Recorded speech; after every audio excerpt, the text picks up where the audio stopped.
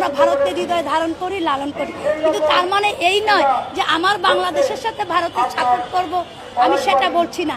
কিন্তু আপনারা যেরকম পাকিস্তান, আমাদের অনেক বন্ধুরা আছে, ভাইরা আছে, পাকিস্তান আসলেই আমাদের ক্ষতি করেছে, আমাদের মা বোনকে ইজ্জত নষ্ট করেছে, ভাই বোনদেরকে মেরে ফেলছে, বাট তারপরও আপনারা যখন পাকিস্তানকে সাপোর্ট করেন তখন হৃদয়ে রক্তক্ষরণ হয় এবং তখন মনে হয় যে আসলে এরা জঙ্গি।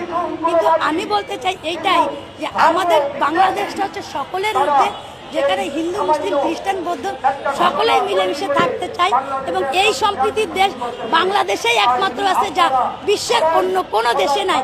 সকল দেশ ধর্ম নিয়ে এত কিছু করে না, কিন্তু আমরা ধর্ম নিয়েই সবসময় অ্যানালাইসিস করি এবং প্রত্যেকের ধর্মে যেতে ভালোবাসি এবং প্রত্যেকের ধর্মের সাথেই মিলেমিশে থাকতে ভালোবাসি।